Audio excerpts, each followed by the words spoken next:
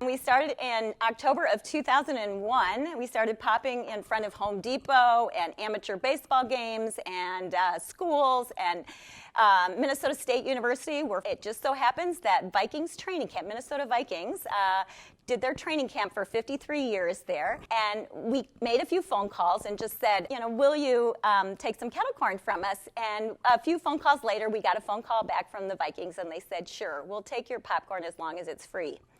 And so we popped 120 bags, we sent it off to the Vikings, and the next morning they called and said, everybody loved it.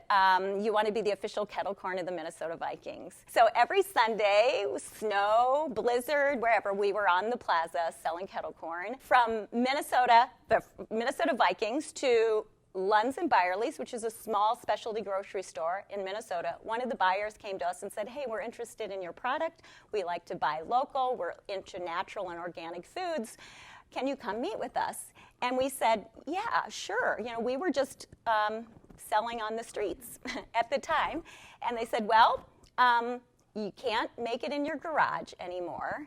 And you have to name the product. Before then, there was no label on it. We seriously didn't know anything about branding. We didn't know anything about naming a product. And so we said, what is popcorn called? So we went to the grocery store and on the internet and just looked to see, what is popcorn called? Well, at the time, it was Vicks, Orville Redenbacher, Dale and Thomas, Harry and David, and I was like, where are the popcorn women? There are no popcorn women. And Dan's like, I don't see any popcorn women either. I'm like, okay, we deserve equal treatment on shelf. Yeah.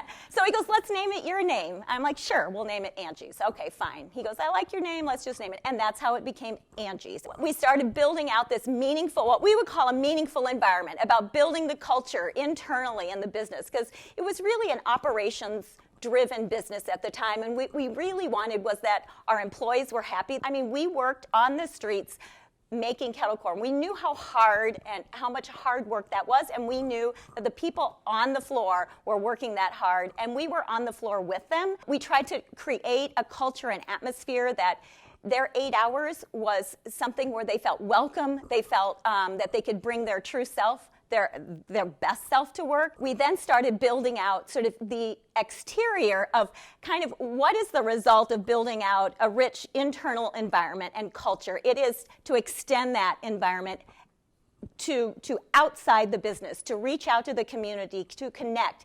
And so we began to bring our employees along with the things that we would have done sort of naturally and do whatever we could to bring the product along with us and participate in the community and participate in giving back. As an entrepreneur, you're internally motivated to do something that matters to you.